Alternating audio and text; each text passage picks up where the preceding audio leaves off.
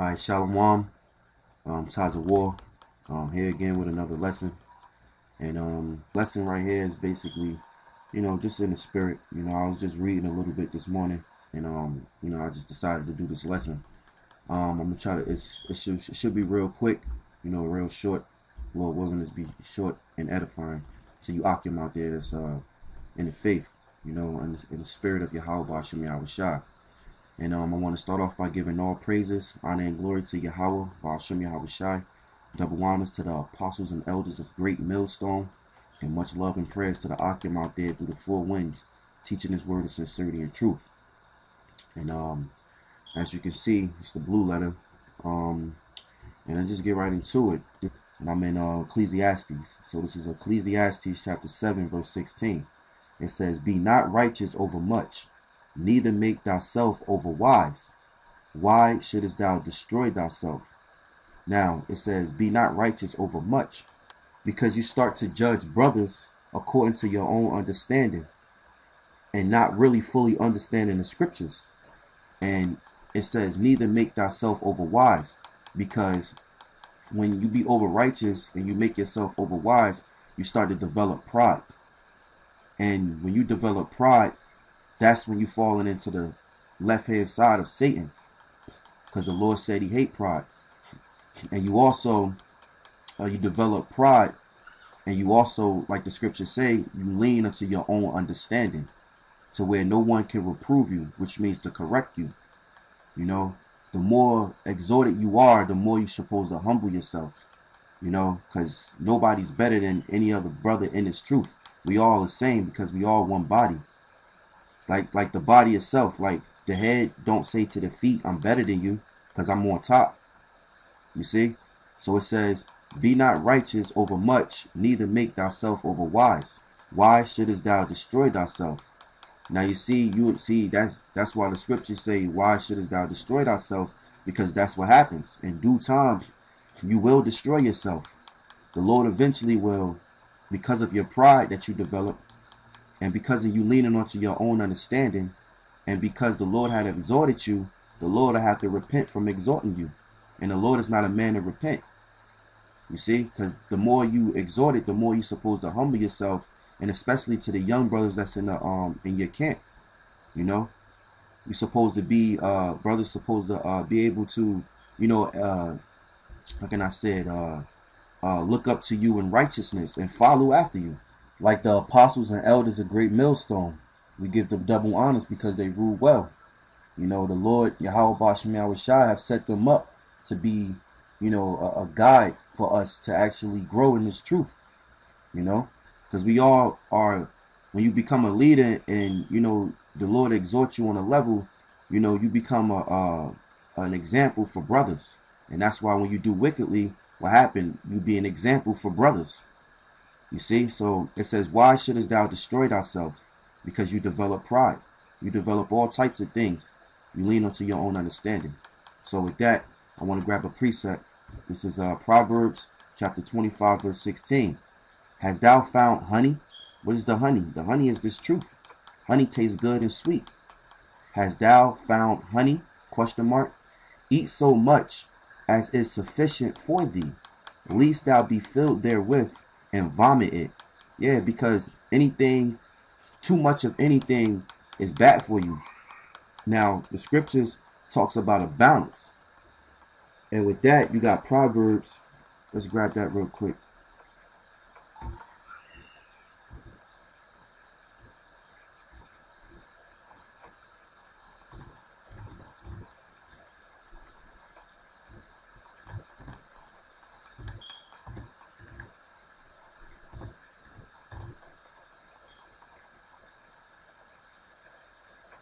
Right, Proverbs, it talks about a balance. It says a false balance is abomination to the Lord, but a just weight is His delight.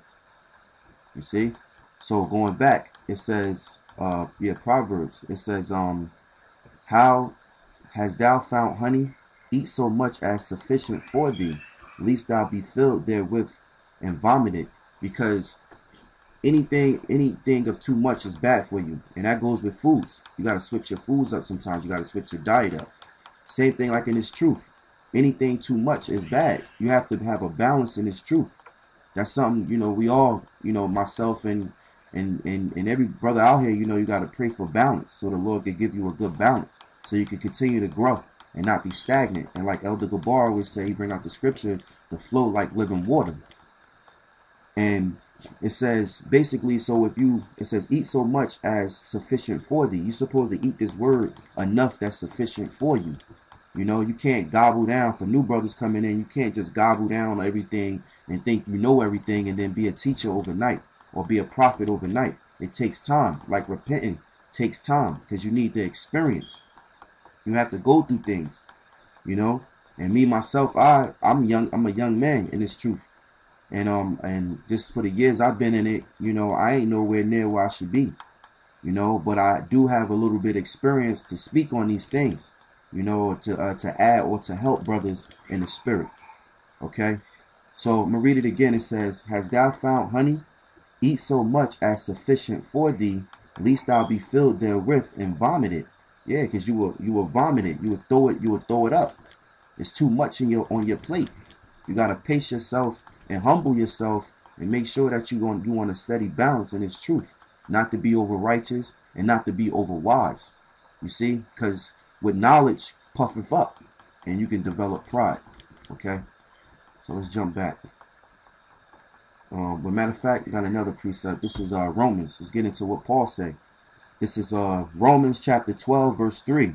"For I say, through the grace given unto me," which is Paul, "to every man that is among you, that," it says, "not to think of himself more highly than he ought to think, but to think soberly, according as the Most High have dealt to every man a measure of faith." You see, that's why you're not supposed to be over righteous and be over wise.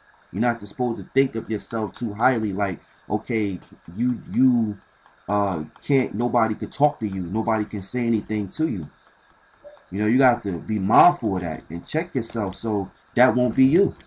That's why these scriptures are here. It says not to think of himself more highly than he ought to think, because you can have a brother to where he might think that he's better than another brother because of he been in the knowledge more. He been in the knowledge a lot or more time than the younger brother.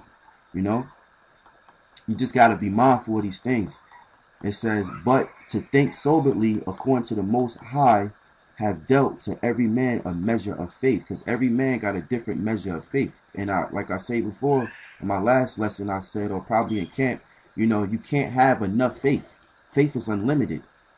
Because we in these poor flesh, so eventually at times you're going to get weak, But brothers, got certain brothers, don't get me wrong, brothers that got strong faith, real strong faith, that to where another brother won't, when they going through a tribulation, another brother will look at that tribulation and be like, "Come on, man.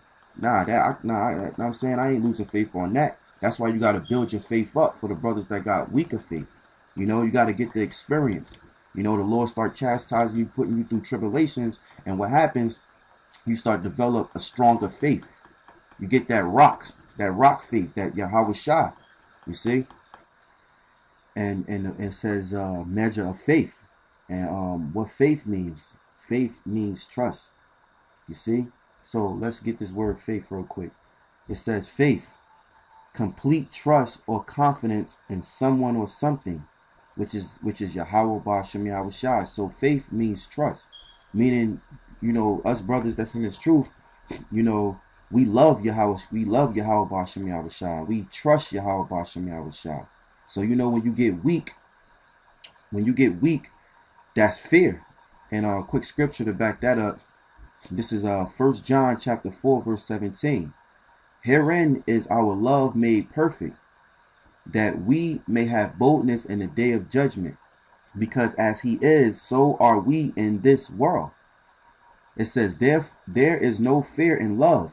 Now, the trust in the Lord is that we have the confidence. The faith in the Lord is trust, and that we have confidence in the Lord. And we love the Lord. You see? It says there is no fear in love, and which love means keeping the commandments. You see? But it says there is no fear in love, because love and fear don't go together. They can't go together, because if you love someone, that means you trust that person. You believe in that person. You have confidence in that person. But in this case, it's Yahweh Ba'ashem Yahweh Shah. And when you get weak, that's when you lose your trust in Yahweh Ba'ashem Yahweh Shah, and you fear. Because weakness brings fear. When you weak in your mind, you start to fear. So it says, there is no fear in love, but perfect love casteth out fear. So the trust in the Lord, the love for the Lord, the faith in the Lord, it casts out fear. Remember when David fought Goliath, and he said, I come in the name of the Lord only. You see, because he had faith, he had that trust, he had that love, that confidence. It says, but perfect love casts out fear, because fear hath torment. And that's what happens when you get weak in the mind and you start to fear. We all get weak, we all get weak. But what happens when that happens is because you start to fear. You start to lose trust. You start to lose faith, in the Lord, the confidence in the Lord, and you fear, because it says, but perfect love casts out fear, because fear hath torment. When you fear, you torment yourself, man, all in your mind. It says, he that feareth is not made perfect in love. You see, because that trust, that love for the Lord, you're not made perfect. That's why in this poor flesh we in now, we striving to be perfect, because we not perfect, but we striving to, and we constantly we get weak, but then the Lord builds us back up through the Spirit. You see, so that's why we're supposed to constantly pray, and pray for more faith, pray for a balance, and pray for spiritual things to build you in this truth, and to endure unto the end and to finish the course. So it says, verse 19, we love him because he first loved us. If a man say, I love God, and hateth his brother, you see, it says, he is a liar. For he that loveth not his brother whom he hath seen, how can he love the Most High whom he have not seen? And this commandment have we from him, that he who loveth the Most High loveth his brother also. And that's plain. It speaks for itself, man. You're not supposed to hate your brother. If you hate your brother that's in his truth doing the works, then the scripture cuts you right here. He is a liar. For he that loveth not his brother whom he hath seen, how can he love the Most High whom he hath not seen? So I just wanted to bring that point out. So verse 4, for as we have many members in one body, and all members have not the same office. So there's one body, but there's many members. And we all don't have the same office, because brothers got different gifts. Some brothers could get into the Hebrew a lot more, because that's their spirit. We all supposed to get into the Hebrew, because we're supposed to know this. We Hebrew Israelites. But you got certain brothers that get into that a little more, because that's his gift. That's what the Lord put the spirit on him to actually get into and to learn it more, than probably what you did. You got brothers that good with prophecies, finding news and always current events, and able to come out in the camp and speak about the prophecies, being watchmen. You got some brothers that's good teachers, where they sit down lessons, they very great teachers, and they very edifying. So it says, for as we have many members in one body, and all members have not the same office. This is why you're not supposed to be over righteous and be over wise. It says, so we, being many, are one body in Yahweh Shai, and every one member, and it's like it, and every one members one of another. You see, because we all fit in the body.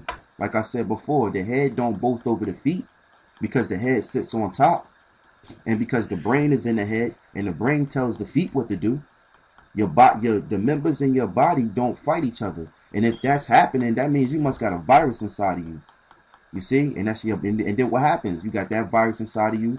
Your body starts to fight other members, start to fight the blood. Instead of helping the blood, instead of helping the heart and the organs in your body, and what? Your body breaks down and you die. Okay, so it says Romans 12:6, having then gifts different, having then gifts differing according to the grace that is given to us. You see, whether prophecies, whether prophecies, let us prophesy according to the proportion of faith. It says, or ministry, let us wait on our ministering, or he that teacheth on teaching. That's plain. Or he that exhorteth on exhortation, he that giveth, let him do it with simplicity. You see? So, and the word simplicity, the root word is simple, and it's understandability. So it's saying, or he that exhorteth on exhortation, he that giveth, let him do it with understandability. Let's read it back. Or he that exhorteth on exhortation, he that giveth, let him do it with understandability. Like basically easy to understand. He that ruleth with diligence. He that showeth mercy with cheerfulness. You see? Because you got to be sincere to the Akim, man. Be sincere to your brothers. You know, don't be, you know, in the back of your mind, you despise a brother. For what? We all in the same body. If you're teaching the same, you in the same doctrine, you teaching the same word, why despise a brother? You know? Why talk bad about a brother behind his back? Why hate a brother? That the Lord knows your heart, you know? So we all supposed to have that brotherly love one to another, you know? So it says, let love be without dissimulation. Now, I looked that word dissimulation up, just quick Google search real quick. It says dissimulation, concealment of one's thoughts, feelings, or character, pretense, an attempt at dissimulation. Now, it says pretense, dissemble, deceit, honesty, duplicity, lying, guile, subterfuge, feign, shaming, faking, bluff, and basically hypocrisy. So you get the gist. So when you read the scripture, it says, let love be without dissimulation, meaning out faking. Let love be without deceit, dishonesty, duplicity, lying, guile, faking, hypocrisy. You see? Because you got to be sincere, man. This truth is about sincerity, man, and gravity. It's about sincere and gravity, man. You see? So it says, let love be without dissimulation, abhor that which is evil, cleave to that which is good. And I believe avoid, that means avoid. You know, to avoid that which is evil, cleave to that which is good. You see? It says, right, because what's good? Being brotherly, you know? Not saying if you have to love it, you have to put your guard down, because every brother's not a brother. Let's get that correct, you know? So you do have to have your antennas up and your senses right. Let your spirit be ruling, you know? But, you know what I'm saying? But you also got to keep in mind, too, if a brother's sincere, you need to be sincere, too. Okay? So it said, avoid that which, abhor that which is evil, cleave to that which is good. It says, be kindly affectionate one to another with brotherly love and honor, preferring one another. And that speaks for itself. So let's get back to Ecclesiastes, verse 17, 7 and 17. Be not overmuch wicked, neither be thou foolish. Why should thou die before thou time? See, and what happens is you're going to either get kicked out of this truth, or like the scriptures say, why should thou die before thou time? Because then now you're going to die before your time, man. Because you're going to become ultimately wicked, man. You can't be reproved when you over righteous and trying to be over wise. You know, and not having a brotherly love, you develop pride and so forth, man. You lean onto your own understanding. You see? So let's get a precept. This is Job. It says, start at Job 15 and 31. Let not him that is deceived trust in vanity. You see? Because you deceived. Because you was over righteous and being over wise. You start being deceived. And that's the Lord. You know, the Lord deceives man. He gives them to a strong delusion. So it says, let him that is deceived trust in vanity. Let him not, slack it. Let not him that is deceived trust in vanity, which is lies. For vanity shall be for his recompense. For the lies shall be his recompense. You see? Brothers might, you know, you could go into a doctrine and digging, but then you might think, okay, this is what it is, and a brother correct you, somebody could correct you or whatever, and you may think, okay, this is, I did the research, I did this, so therefore I know I'm right. You see, you gotta be humble and be able to take correction. You know, I just did this lesson, you know, just put the spirit out there. You know, I just was reading, basically, you know, and just decided to do this lesson.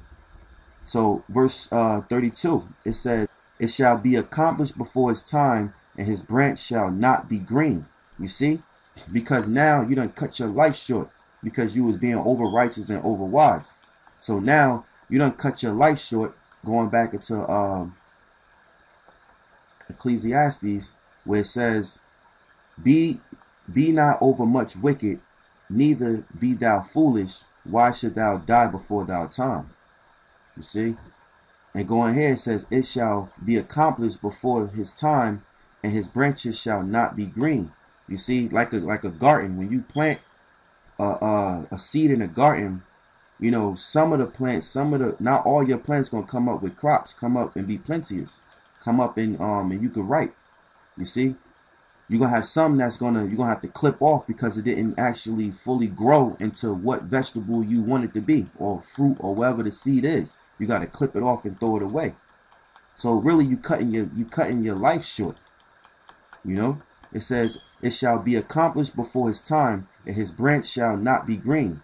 He shall shake off his unripe grape as the vine, and shall cast off his flower as the olive." So if you got a garden and you got a plant got grapes, and the grape come out and it's not fully, let's say if you got red grapes and the one of the grapes is not fully red, and you know it's not fully done, and what you do, you clip it off from the other grapes that's growing right. You see, and that applies to us brothers in this truth.